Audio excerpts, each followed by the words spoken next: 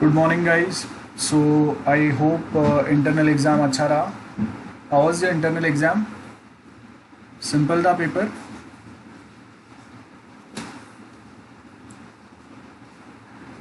Exam हुआ ना कल? Hello guys.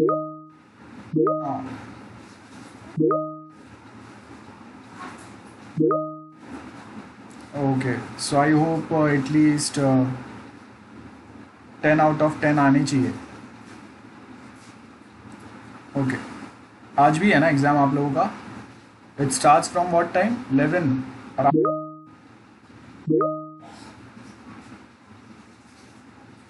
ठीक है। So any doubt? Our subject last time जो हम लोगों ने किया था उसमें किसी को? ओके, 120 से है ना? ठीक है। सो जो हम लोगों ने डिस्कस किया था last time, I think chapter 11 complete हुआ ना हम लोगों का कि बाकी है? चैप्टर 11 कंप्लीट हुआ कि बाकी है? एनीवन जिसको याद रहेगा?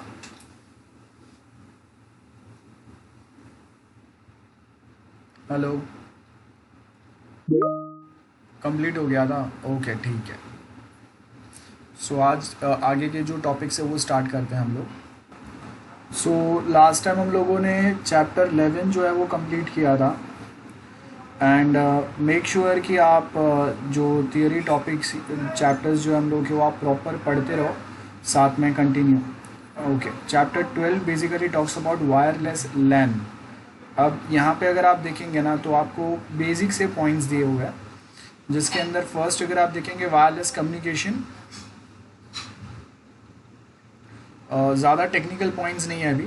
फर्स्ट आपको क्या बता रहा है? Everywhere we use in today's time wireless technology, demand for connecting devices without the use of cable is increasing.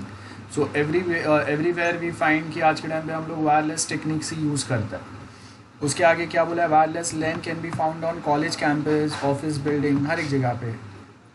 Architectural comparison अगर आप देखेंगे तो हम लोग के पास एक वायर्ड लैन होता है, एक वायरलेस लैन होता है। सो यहाँ पे अभी ये दोनों में डिफरेंस क्या है? अब यहाँ पे मीडियम क्या बोला है? The first difference we can see between wired and wireless is the medium. एक में हम लोग के पास स्पेसिफिक वायर्ड मीडियम है, तो वो वायर मीडियम जहाँ तक है वहाँ तक ही हम लोग कनेक्शन पहुँचा सकते हैं, एंड जितने वायर्स है उतने ही कनेक्शन हम लोग दे सकते हैं। बट इंस्टेड अगर हम लोग वायरलेस मीडियम की अगर बात करें तो उसमें अगर आप देखेंगे सो आपके पास n नंबर ऑफ कनेक्शन आप प्रोवाइड कर सकते हैं with the help of wireless medium. Next क्या बता रहे हैं? In wired LAN we use wires to connect host, that is computers. In switched LAN with a link layer switch the communication between host is point to point and full duplex रहेगा। मतलब full duplex का मतलब क्या रहेगा? By directional connection रहेगा। both the devices or both sender and receiver simultaneously can send or receive data at same point of time, ये होगा। Then next हम लोग क्या बता रहे हैं? In wireless LAN the medium is air, the signal is generally broadcast होगा यहाँ पे जो भी है वो। और उसके आगे क्या बता रहे हैं हम लोग? when host in a wireless LAN communicates with each other, they are sharing the same medium for a multiple access.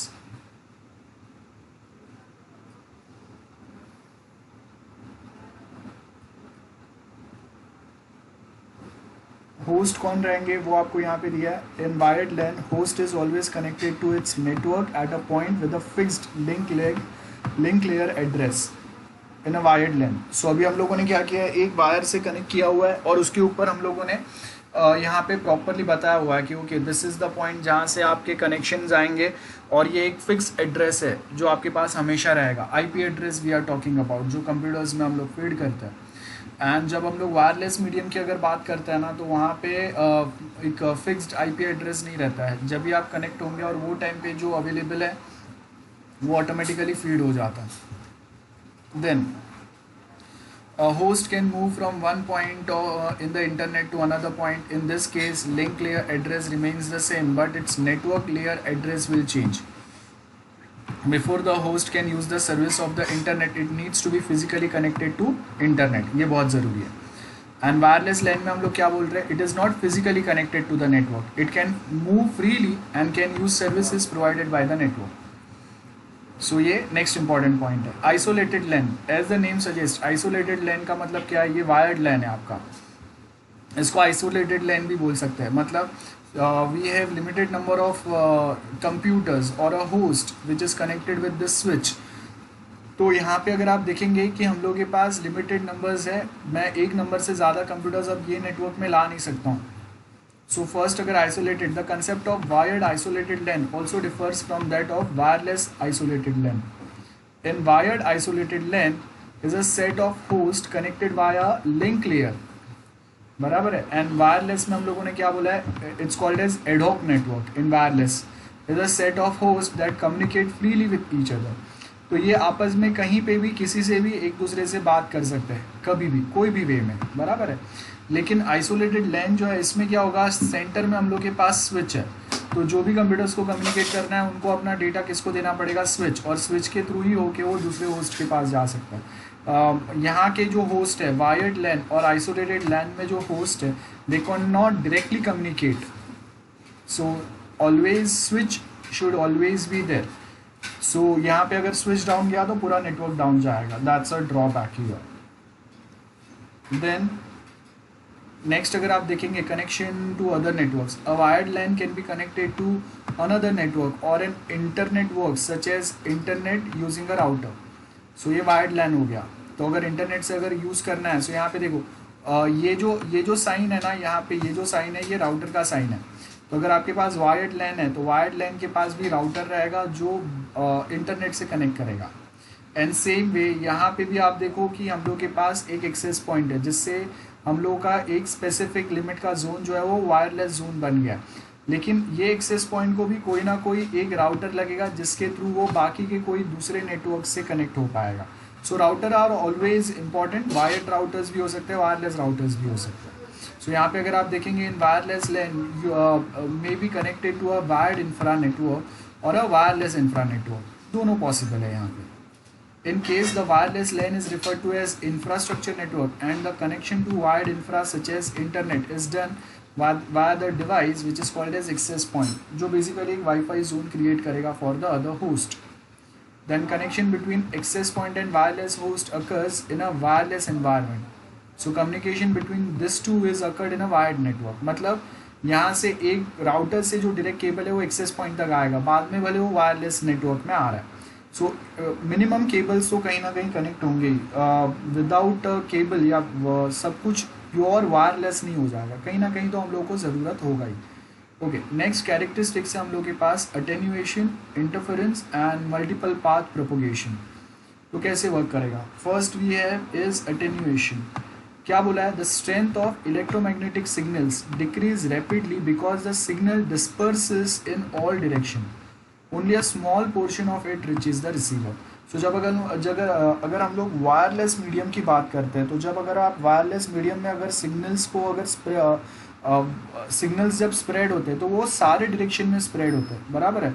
सो यहाँ पे क्या होता है, signal gets disperse in all the direction और उसका एक बहुत छोटा सा पोर्शन जो है वो रिसीवर तक जाता है। So in this situation the situation becomes worse with mobile sender that operates on batteries and normally have small power supplies. क्यों, बिकॉज आपको ये जो अलग अलग डायरेक्शन में अगर कोई आपके जो सिग्नल्स अगर डिस्प्रेस हुए उसको अगर आपको वापस कलेक्ट करना है, वो रिसीव करना है प्रॉपरली ऑन टाइम, तो उसके लिए फिर आपका जो डिवाइस है उसका बहुत ज़्यादा बैटरी लाइफ यूज़ होगा। तो उसको हम लोग हैंडल करने के लिए एक पैटर्न यूज़ करते हैं, जिसमें हम लोग क्या करेंगे, ये अटेन्यूएशन कम करने के लिए वी यूज़ डिफरेंट टेक्निक्स, जिससे आपके जो सिग्नल्स है वो बूस्ट हो सके और कोई एक स्पेसिफिक फ्रीक्वेंसी पे हम लोग उसको सेंड कर सके, सो दैट सारे डायरेक्शंस में वो डिस्पर्स ना हो। Interference as the name suggest, और ये सब हम लोग बात कर रहे हैं वायरलेस मीडियम का। तो अटेन्यूएशन किस में आता है, वायरलेस मीडियम में आता है, जहाँ पे आप वायरलेस एनवायरनमेंट में जब अपने डेटा को, अपने सिग्नल्स को सेंड करते हैं तो वो सारे डायरेक्शन में स्प्रेड हो जाता है और रिसीवर तक वो उसका बहुत छोटा सा पोर्शन पहुंचता है, या फिर टाइम लगता है, या फिर बहुत ज़्यादा बैटरी लाइफ यूज़ होता है वो सारे डिस्पर्स सिग्नल को कंबाइन करके उसमें से वापस एक मीनिंगफुल मैसेज बनाने के लिए. Then next is interference. Another issue is that receiver may receive signals not only from the intended sender but also from other senders. क्योंकि अगर आपने सेम फ्रीक्वेंसी बैंड अगर यूज़ किया है जो दूसरा सेंडर भी यूज़ कर रहा है, तो रिसीवर के पास मल्टीपल सिग्नल्स आ जाएंगे. अब उसमें से उसको आइडेंटिफाई करना है कि मेरा डेटा कौन सा है और कौन सा डेटा मेरा नहीं है, जिसको हम लोग डिलीट कर देंगे. So sometime it gets difficult for receiver to understand which data belongs to us or which data does not belongs to us. So उसके हिसाब से आपको certain data को filter out करना पड़ेगा. अब जब आप ये data को filter out करेंगे तभी जाके आपको एक proper meaningful data या message मिलेगा. Multi-path propagation. So I hope interference समझ में आ गया आपको. So interference में क्या होगा, आपके data जो है वो सारे direction में spread हो जाएंगे. तो उसके बाद we have to decide कि जो data हम लोग receive कर रहे हैं वो हम लोग के काम का है या नहीं है, और जो काम का है वो कहाँ से हम लोग को काम में आएगा, कैसे काम में आएगा. Then next is multipath propagation. क्या बोल रहा है, a receiver may receive more than one signal from the same sender because electromagnetic wave can be reflected back from obstacles. So आपने नॉर्मली साइंस में भी हम लोगों ने पढ़ा है कि जो इलेक्ट्रोमैग्नेटिक वेव्स है वो ऑब्स्टिकल्स लाइक वॉल है या कोई मिरर है तो उसको हिट करके वो वापस आएगा. सो रिसीवर के पास क्या होगा, जब ये सिग्नल्स रिफ्लेक्ट बैक होंगे तो क्या होंगे, मोर than one signal from the same sender, तो मल्टीपल सिग्नल्स आ जाएंगे एक ही सेंडर के पास से रिसीवर के पास में. क्यों, बिकॉज उसने जो सिग्नल भेजा है वो कहीं ना कहीं रिफ्लेक्ट होकर वापस रिसीवर के पास आ रहा है. So that will create a problem, that will create a confusion as well. The result is that receiver receives small some signals at different phases because they travel from the different path. अब यहाँ पे हम लोग simply क्या बोलने की बात कर रहे हैं, आपने देखा रहेगा कि कार्स के अंदर जो सिग्नल्स आते हैं, हम लोग आपने साइंस में पढ़ा रहेगा कि जब भी अगर हम लोग कहीं पे धूप में अगर कार खड़ा रखता है तो वो सर्टन टाइम के बाद में वो कार के अंदर का जो एनवायरनमेंट है या टेम्परेचर है वो हमेशा बढ़ जाता है compare to outside temperature. Because जब कोई सिग्नल्स या सनरेज जब आपके वो कांच, आपका कार का जो फ्रंट मिरर होता है उसमें से पास होते हैं, तब वो जो सनवेव्स है, सनरेज है, उनका वेवलेंथ अलग होता है. जब वो कोई ऑब्जेक्ट से रिफ्लेक्ट बैक होते हैं तब उनका वेवलेंथ चेंज हो जाता है. सो सनरेज जब डायरेक्टली मिरर पे आ रहे हैं तब उनका वेवलेंथ अलग है, जिससे वो डायरेक्टली मिरर में से पास हो सकते हैं.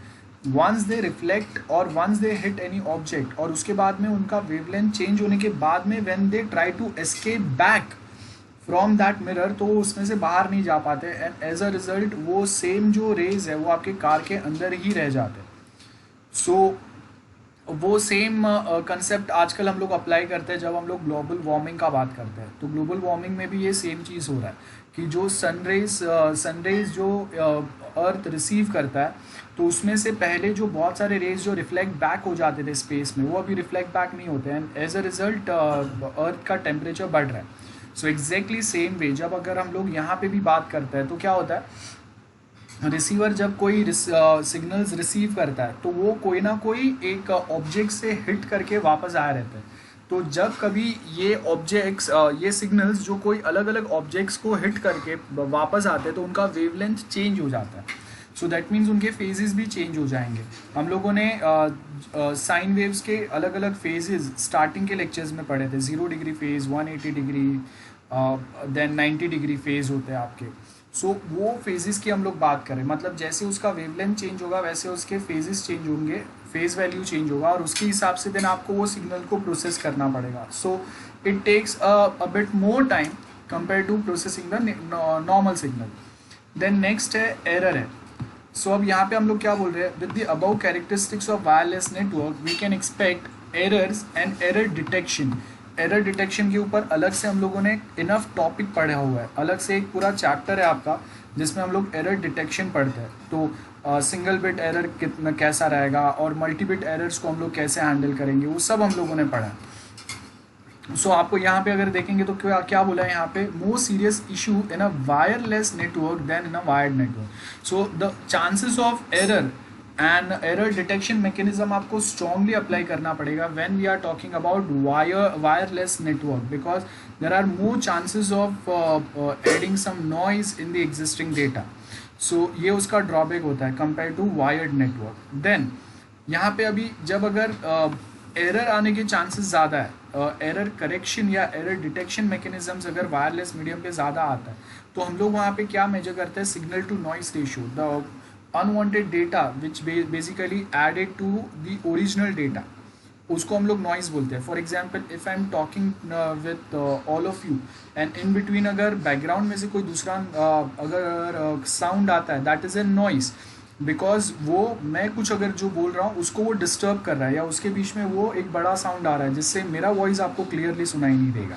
सो exactly similar way when we also send some data from one point to another point, so at that point of time multiple data जो ट्रैवल हो रहे हैं वो एक दूसरे के साथ क्लैश हो सकता है. जैसे हम लोग स्टार्टिंग में जब लैंडलाइन कनेक्शन यूज़ करते थे तो कभी ना कभी क्रॉस कनेक्शन हो जाता था वो लैंडलाइंस में.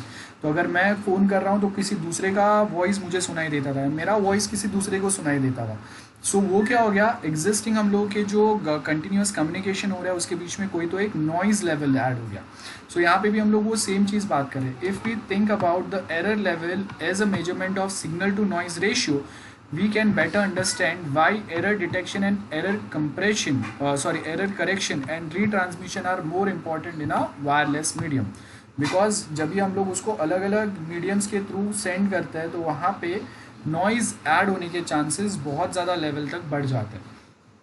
तो वो नॉइज़ को आपको करेक्ट आउट करना रहता है, वो नॉइज़ को आपको देन सेपरेट आउट करना रहता है. एंड कभी कभी अगर noise level original data signals में अगर एक लिमिट से बहुत ज़्यादा है तो हम लोग उसको फिल्टर आउट नहीं कर पाते.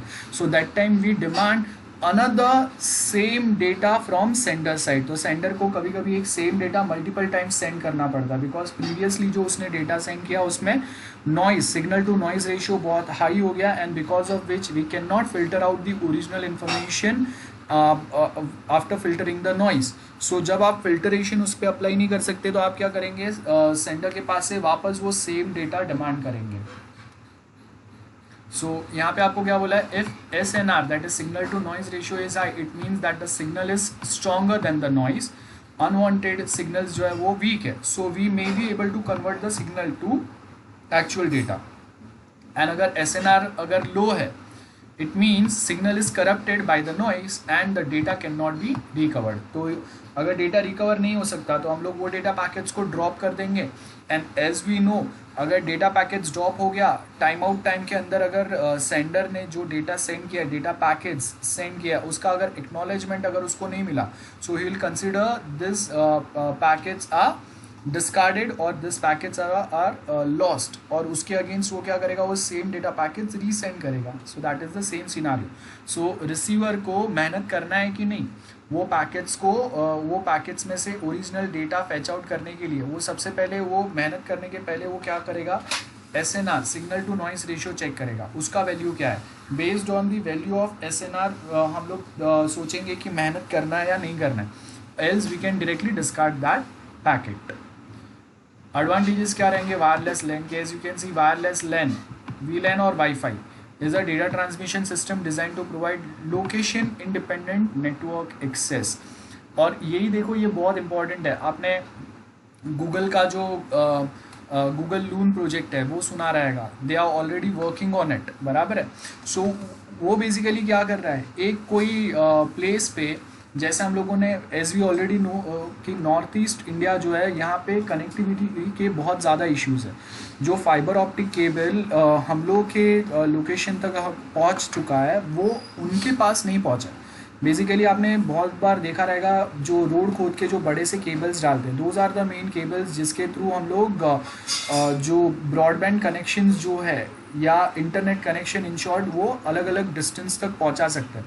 सो अब अगर आप देखेंगे कि अगर वो चीज़ वो इंटरनेट कनेक्शंस अगर हम लोग वहाँ तक नहीं पहुंचा सकते, that means we are on a risk side. तो वो टाइम पे अगर हम लोग वहाँ तक अगर हम लोग डायरेक्टली वो केबल्स अगर नहीं पहुँचा सकते तो जब तक वो केबल्स वहाँ तक नहीं पहुँचते तब तक हम लोग को अगर उनको इंटरनेट कनेक्शन अगर प्रोवाइड करना है then we have only one type, कि जैसे घर पे छोटे से राउटर्स रहते हैं जो एक एरिया को, अपने घर के एरिया को वाईफाई जोन में कन्वर्ट करते हैं, वैसे हम लोग एक बहुत बड़े से हीलियम बलून्स बनाएंगे जो जो हम लोगों का एनवायरनमेंट है वहाँ पे वो रहेंगे स्टेबल, एंड जिससे वो जो लोकेशन पे है उसके 10 to 15 किलोमीटर के एरिया को वाईफाई जोन बना देंगे।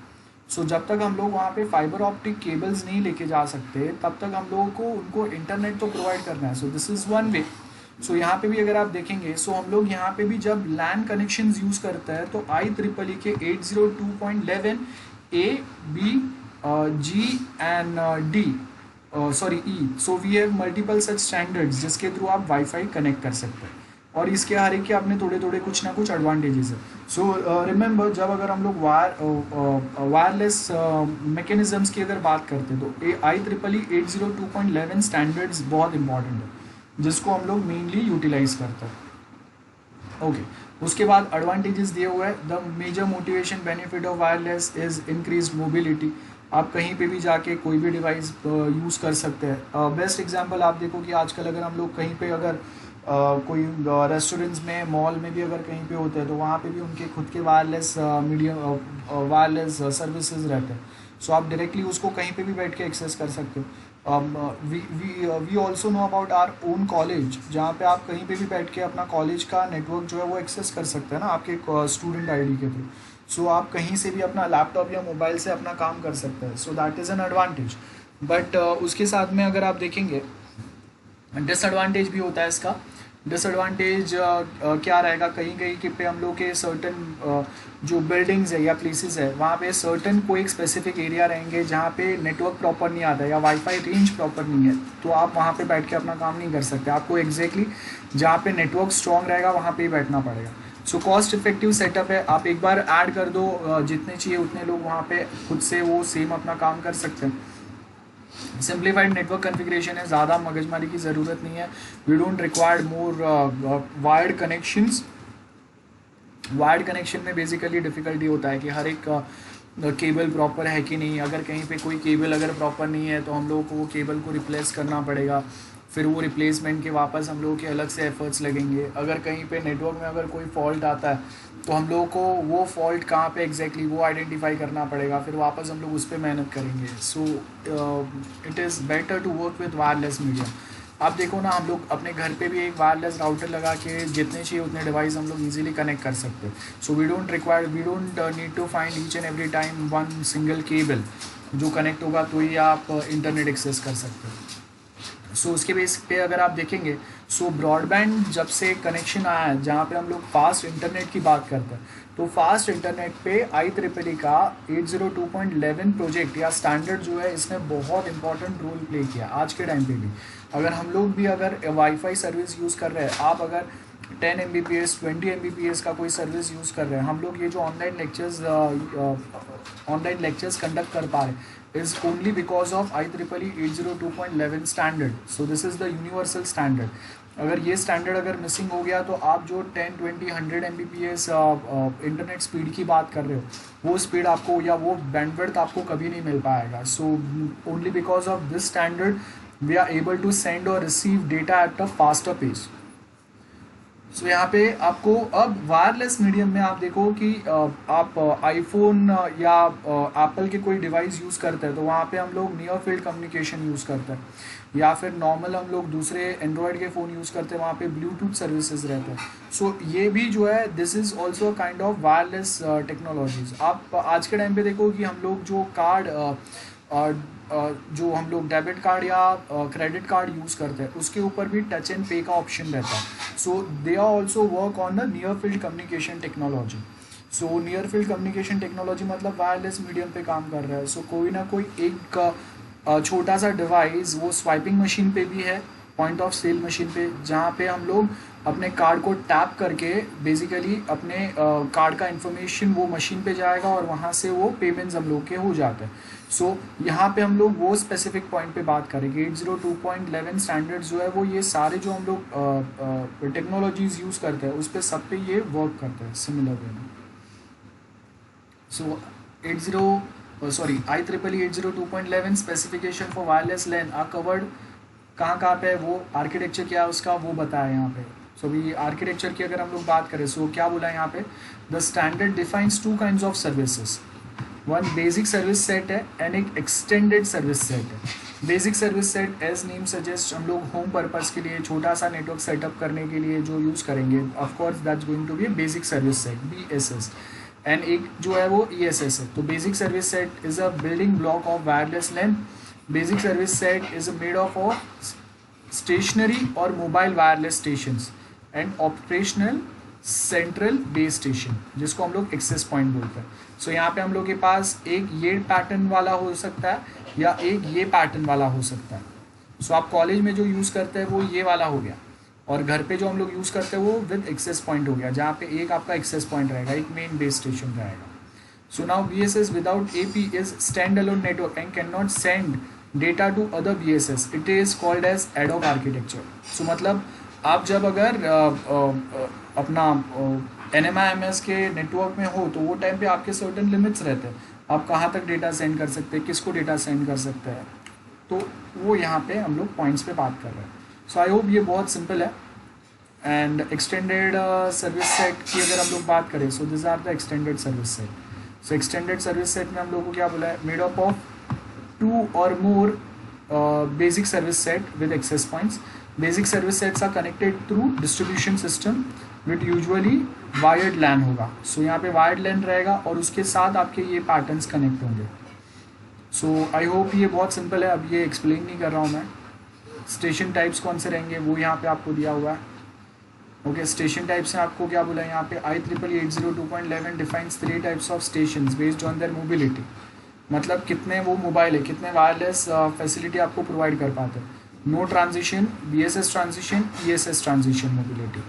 नो ट्रांजिशन होगा एक BSS, a station with no transition mobility is either stationary not moving और moving only inside basic station set. मतलब आपको जैसे हम लोगों का घर पे अगर राउटर है, सो वी हैव लिमिटेशंस कि आप उसी एरिया के अंदर उतना वाईफाई जोन के अंदर ही we can move anywhere. But अगर मैं उससे अगर एक लिमिट से अगर दूर जाता हूँ, सो देन वो वायरलेस उसका जो फुटप्रिंट है, that footprint is basically important.